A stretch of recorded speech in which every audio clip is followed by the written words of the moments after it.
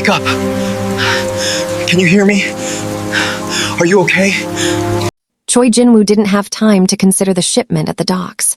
No time to think about the boardroom coup or the tightening police net. Right now, his cold, calculated world had narrowed down to one impossible image. Kaliyah Brooks was dying on his welcome mat.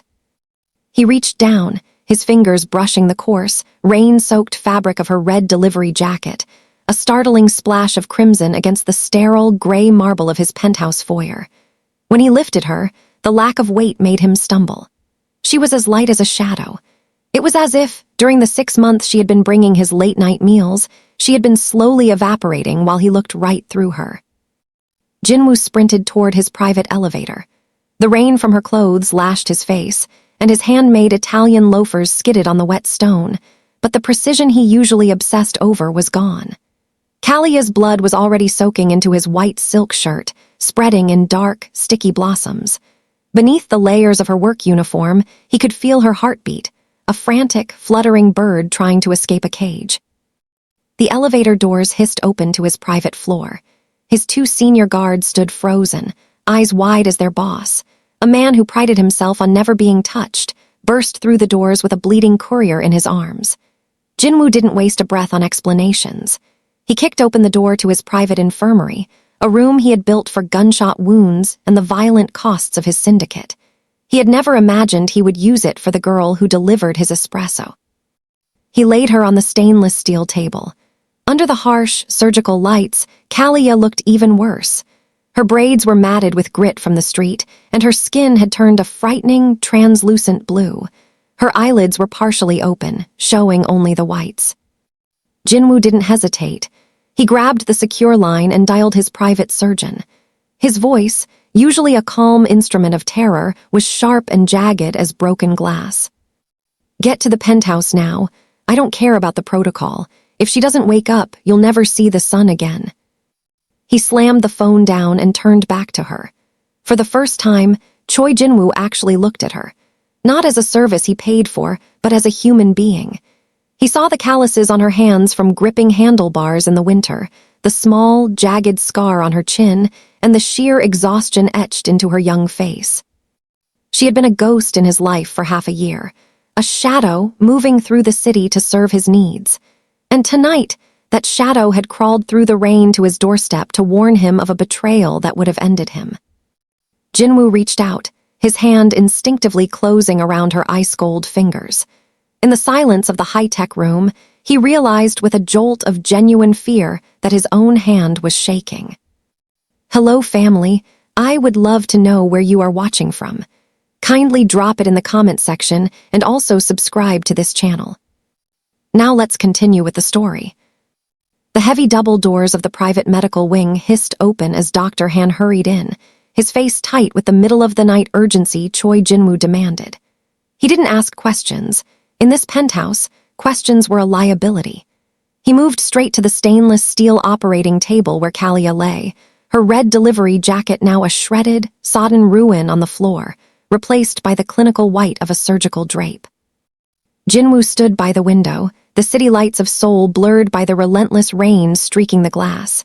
He was usually a man of absolute stillness, but today his eyes wouldn't stop darting back to the monitors, watching the jagged green line of her pulse. It was too slow, too fragile, like a flame being choked by the cold.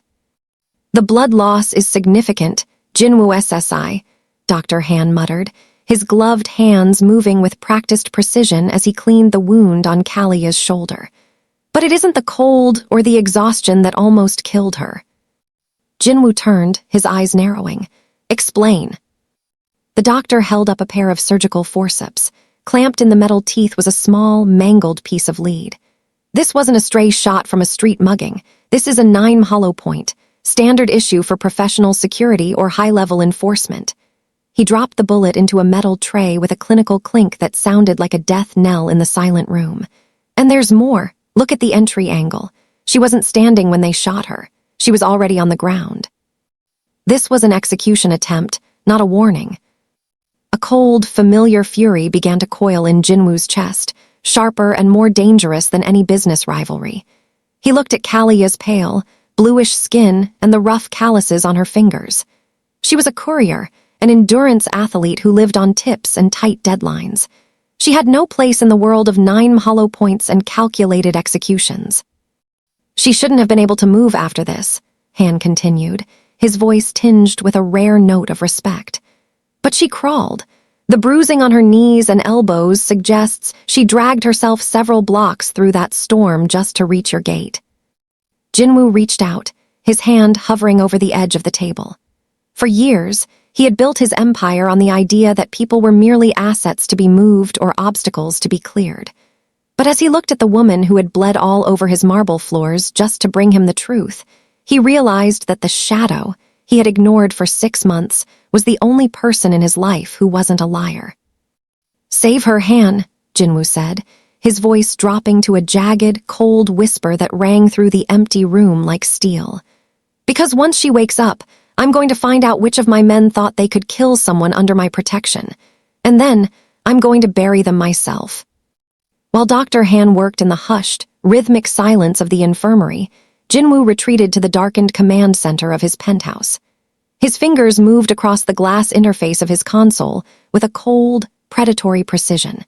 He had recovered Kaliyah's cracked delivery helmet from the foyer, its plastic casing scuffed and stained with the same city grime that now marred his expensive rugs.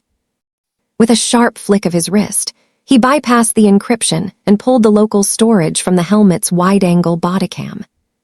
The screen flickered to life, showing the world from Kaliyah's perspective. The footage was shaky, distorted by the vibration of her scooter and the relentless lashing of the rain. He watched her navigate the rain-slicked streets of Seoul, weaving through traffic with a desperate, practiced speed that made his chest tighten. She wasn't just working, she was racing for her life against a clock that never stopped ticking. The video transitioned as she pulled into the loading bay of a high-end commercial complex. The audio was a cacophony of howling wind and the heavy thud of her boots on wet concrete. She was taking a shortcut through the darkened service basement, a labyrinth of concrete pillars and flickering fluorescent tubes she clearly knew by heart. Suddenly, the camera jerked. 2 black sedans, cars Jinwoo recognized with a sickening jolt of his heart, blocked her path. Kaliyah skidded to a halt, her breathing heavy and ragged in the microphone. 3 men stepped into the frame. They weren't rivals. They weren't street thugs.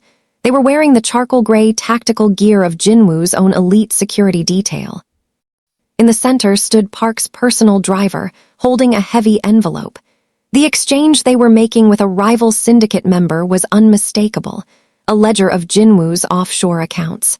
Kaliyah had blundered into the one secret that could dismantle his empire. "Hey, you're not supposed to be back here," one of the men roared, his hand reaching for his sidearm. The footage became a blur of motion as Kaliyah tried to turn her bike, but a gloved hand shoved her hard. The camera hit the floor, skidding across the grit, but it remained upright, angled perfectly to capture the horror. Jinwoo watched in a frozen silence as his own men he had trusted with his life, kicked the girl while she was down. Then came the flash of the muzzle. Kaliyah didn't scream. She only let out a sharp, choked gasp of air as she collapsed against the cold concrete. Thinking she was dead, the men retreated to their cars, leaving her in the dark. But as the taillights faded, the camera captured a small, blood-stained hand reaching out. She didn't stay down. With a resilience that bordered on the impossible, Kaliyah began to crawl toward the service elevator, her eyes fixed on the destination she knew would lead to him. Jinwoo slammed his fist into the console, the glass spider-webbing beneath his knuckles. He had spent 20 years believing his word was law and his men were shadows of his own will. But as the video looped on Kaliyah's broken, determined face, he realized the shadow had been him, and the only truth left in the world was currently bleeding out on his operating table. The rhythmic beeping of the heart monitor was the first thing Kaliyah heard as the darkness began to recede. It was a cold, clinical sound, stripping away the hazy memory of rain and the heavy smell of exhaust.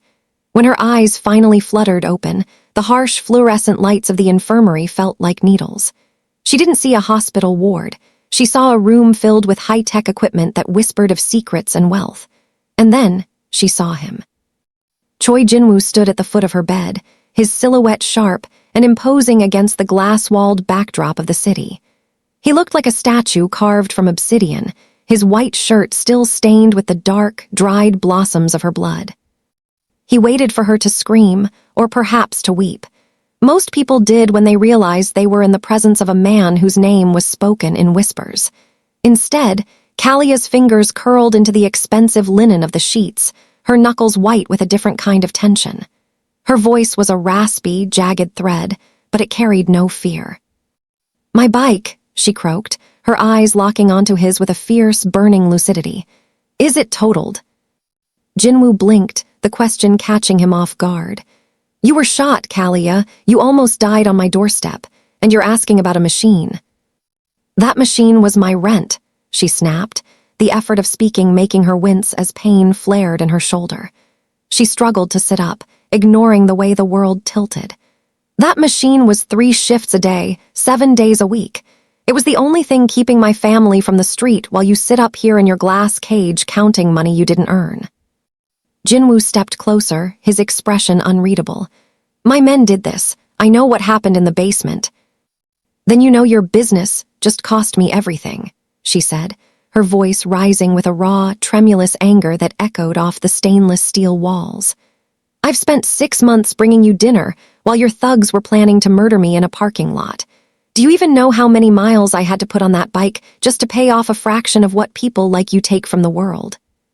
For the first time in his life, Jinwoo found himself speechless. He was used to the invisible workers of the city, the maids who polished his floors to a shine every day, and the couriers who moved through the shadows of his life. He had lived 20 years without ever learning their names or their dreams. But as Kaliyah glared at him, refusing to play the part of the victim, he realized she wasn't just a shadow. She was the consequence of every choice he had ever made. "I'll replace the bike," Jinwoo said quietly, his hand instinctively reaching toward her, then stopping. "I don't want a new bike from a murderer," she spat, her eyes shimmering with tears she refused to let fall. "I want to know why your life is worth more than mine." Jinwoo looked at her ice-cold fingers and realized his own were still trembling. The wall between his penthouse and the filth of the city hadn't just been breached, it had been shattered. The heavy silence between Jinwoo and Kaliyah was shattered by the rhythmic chime of the elevator. Someone was bypass-coding their way directly to the penthouse floor. Jinwoo's eyes snapped from Kaliyah's defiant face to the security monitors. It was Park, his second-in-command, flanked by 2 of the men from the bodycam footage. They were dressed in sharp suits, masks of professional concern plastered over their faces, but Jinwoo now saw the predatory glint beneath the polish. "Stay quiet," Jinwoo commanded, his voice a low, vibrating warning. He pulled the curtain around Kaliyah's medical bed, plunging her into a fabric-shielded shadow. He didn't have time to arm himself. He simply stood in the center of the infirmary, his blood-stained white shirt a testament to the chaos Park thought he had hidden in the rain. The doors hissed open. Park stepped in, his boots clicking with an arrogant rhythm on the marble floors that Grace, no, Kaliyah, had once crossed as a ghost. "Jinwoo SSI," Park began, his voice dripping with feigned urgency. "We heard there was a security breach at the gate, a delivery girl. My men are outside now, ready to sweep the perimeter and dispose of any mess left behind." Jinwoo watched Park's hands. The man was vibrating with a restless, nervous energy. As Park stepped closer, the tailored vent of his jacket shifted. There, tucked into a custom lumbar holster, was the distinctive matte black grip of a 9, the same caliber Dr. Han had just pulled from Kaliyah's shoulder. It wasn't just a weapon, it was a signature. "You're very efficient tonight, Park," Jinwoo said, his voice as cold and sharp as the surgical steel surrounding them. He didn't move an inch, blocking the path to the curtain. "But the mess isn't at the gate. She's right here. And she has a very interesting story about a loading bay and a stolen ledger." The tension in the room snapped like a bone. Park didn't draw his weapon. He reached for the sleek tablet docked on his forearm and swiped with a jagged, frantic motion. Instantly, the high-tech sanctuary transformed into a tomb. A deep, mechanical thrum vibrated through the floorboards as heavy titanium shutters slammed down over the floor-to-ceiling windows, cutting off the flickering neon lights of Seoul. The warm ambient glow was replaced by the rhythmic, pulsing crimson of the emergency lockdown lights. "The system is mine, Jinwoo SSI," Park sneered, his face distorted by the red strobes. "You built this fortress to keep the world out, but you've only succeeded in locking yourself in with the men who want you gone." A metallic hiss echoed through the vents, the sound of the private elevator and the stairwell doors magnetic locking. They were trapped 40 stories above the ground in a golden cage. Jinwoo felt the familiar weight of the room change. The air grew heavy, sterile, and lethal. He glanced toward the medical curtain, seeing Kaliyah's silhouette tensed and upright. She was a target now, a witness Park couldn't afford to leave alive. Park's men finally drew their suppressed pistols, the steel barrels glinting in the crimson light. "Give us the girl and the ledger, and maybe I'll let you die with the dignity of a boss," Park offered, his voice echoing in the sudden, oppressive silence of the sealed room. Jinwoo didn't answer. His mind was racing through the blueprints of the penthouse, blueprints he had memorized years ago. But he realized with a jolt of ice in his veins that Park had rewritten the access codes. The smart home he took such pride in was now an extension of Park's will. The lights flickered and died completely, plunging the room into a terrifying, pitch-black void, save for the faint green glow of the heart monitors. "Jinwoo," Kaliyah's voice came from behind the curtain, a low, urgent whisper that cut through the darkness. "Stay down," he commanded, his own hand finding a heavy surgical tray in the dark. He could hear the soft scuff of Italian leather on the floor. Park's men were splitting up, flanking the bed. The hunter had become the prey in his own palace. Jinwoo realized that in this darkness, his wealth and his title meant nothing. The only thing that mattered was the weak heartbeat of the girl behind him and the predatory breathing of the traitors in front. The lockdown wasn't just a security measure, it was the beginning of a hunt. And for the first time in 20 years, Choi Jinwoo was on the wrong side of the glass. In the suffocating darkness of the medical wing, Jinwoo felt the walls of his own creation closing in. The infrared sensors of the security system, now controlled by Park, glowed like malevolent eyes in the dark.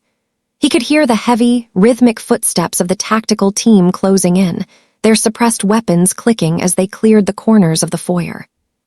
"They're coming," Jinwoo breathed, his back against the medical curtain, his hand tightening around the cold metal of a surgical tray. "And I've locked us in a tomb." "Not a tomb," a voice whispered from behind him. The curtain was pulled back. Kaliyah stood there, clutching a hand to her bandaged shoulder, her face a mask of sweating, agonizing determination. She wasn't looking at the reinforced titanium doors or the luxury foyer. She was looking at the ceiling, specifically a small, nondescript ventilation grate tucked behind a supply cabinet.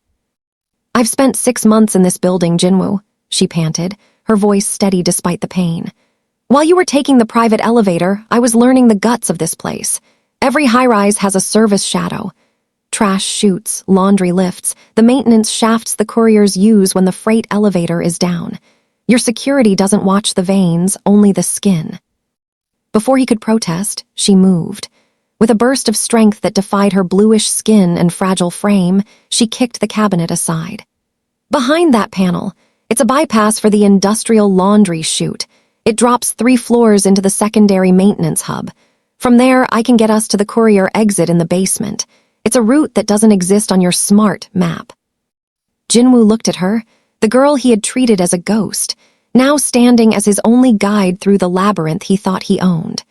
The sounds of Park's men grew louder. A flashbang grenade skittered across the floor outside the infirmary doors. "Go," he commanded, helping her into the narrow, dark opening. As they slid into the cold, metallic throat of the building, Jinwoo realized the irony. He had spent his life building walls to keep the filth out, but now, his only hope for survival lay in the hidden, gritty pathways used by the very people he had ignored. Kaliyah moved through the darkness with a frantic, instinctive confidence, her red jacket a fatting ember in the shadows. She wasn't just a delivery girl anymore. She was the architect of his escape, navigating the invisible doors of a world he was seeing for the very first time. Under the flickering emergency lights of the maintenance shaft, Choi Jinwoo followed the shadow, finally realizing that the view from the top was nothing compared to the strength of those at the bottom. The maintenance chute spat them out into the raw, industrial reality of the building's sublobby, a place of exposed pipes and humming generators far removed from the marble elegance above. Kaliyah leaned heavily against a concrete pillar, her breath coming in ragged hitches, the bandage on her shoulder blooming with fresh, brilliant red. They were only yards from the courier's exit, a heavy steel door that led to the rain-slicked freedom of the alley, when the lobby lights hummed to life, blindingly bright. Going somewhere, Jinwoo SSI. Park stood by the security desk, his silhouette framed by the glass expanse of the main entrance. He wasn't alone.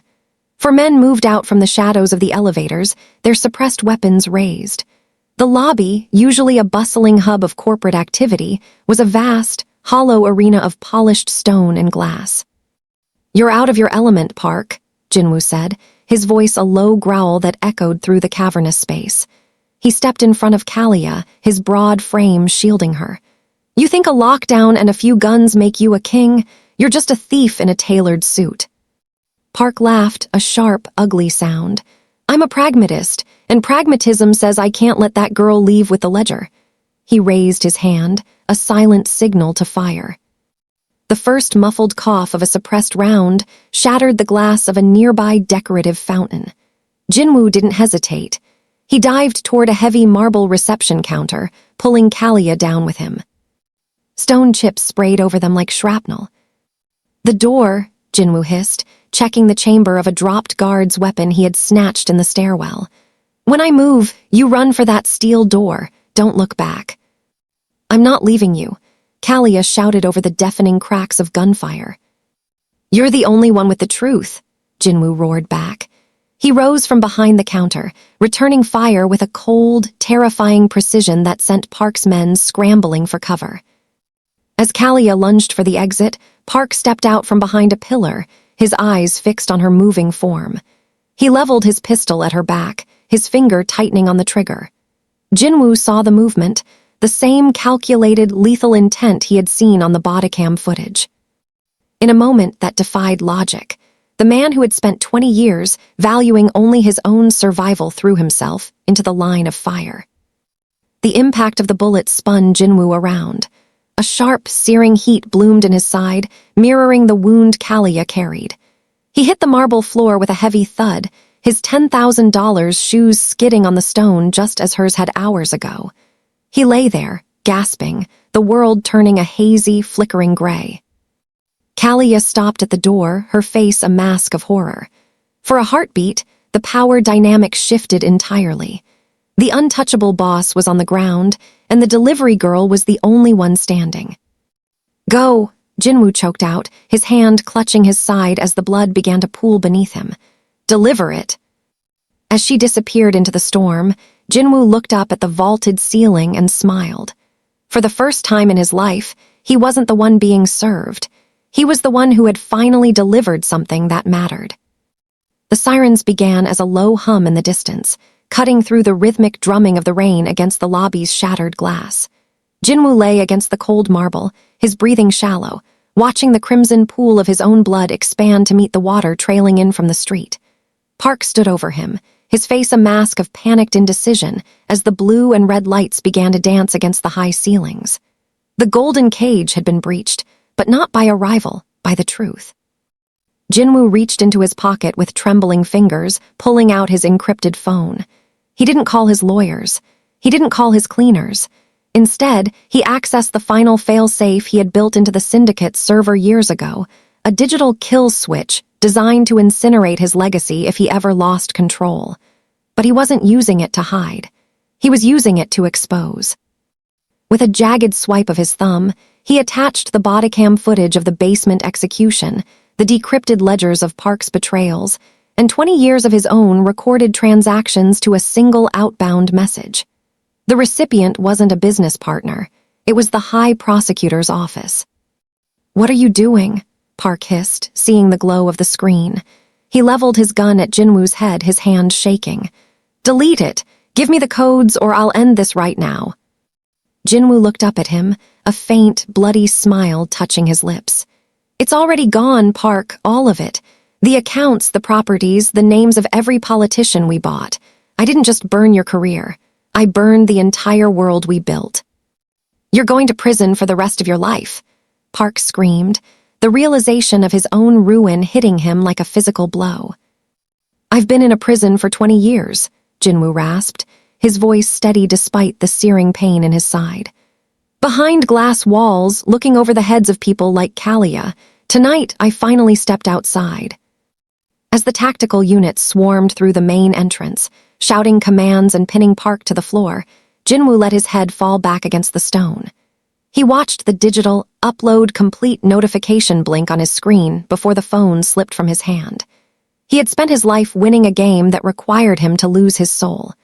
To save the only person who had ever truly seen him, he had to destroy the board, the pieces, and himself.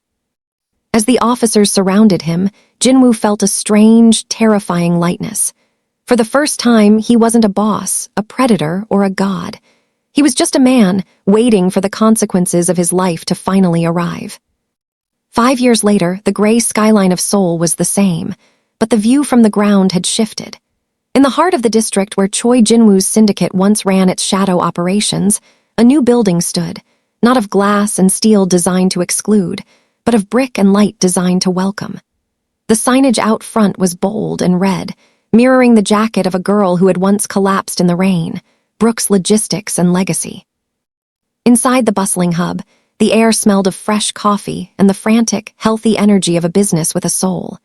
Kaliyah Brooks stood at the center of the floor, her movement fluid and confident, though a small, faint scar still traced a line across her shoulder, a permanent reminder of the night the world broke open. She wasn't just delivering food anymore, she was delivering opportunity. Her company employed hundreds from the district, providing fair wages and the dignity she had once been denied. The glass doors hissed open, and a man stepped inside. He wore a simple, dark wool coat, a far cry from the $10,000 suits of his past. Choi Jinwoo, recently paroled after serving his time for the empire he had dismantled, walked with a quiet, grounded pace. He no longer looked over the heads of the people in the room, he looked them in the eye. He walked up to Kaliyah, handing her a tablet filled with the day's urban renewal data. "The community center in the lower district is finished," he said, his voice no longer cold like steel, but steady and warm. "We've redirected the last of the trust funds into the scholarship program." Kaliyah took the tablet, her fingers brushing his. The ice-cold trembling of that night in the penthouse was a distant memory. Now, there was only the shared warmth of a common goal. Jinwoo, once the king of a golden cage, had found a different kind of power, the power of a consultant for a woman who had taught him how to truly see. He didn't live in a penthouse anymore. He lived in the world he had once helped exploit, spending his days using his strategic mind to repair the very streets he had scarred. "Thank you, Jinwoo," Kaliyah said, offering a smile that held no trace of the old bitterness. He nodded, looking out the window at a delivery courier pulling away from the curb. The rain was beginning to fall again, but this time it didn't feel like a lash. It felt like a cleansing. Jinwoo realized that while he had lost his billions, his title, and his throne, he had gained something he never knew he lacked. He was no longer a shadow moving through a house of ghosts.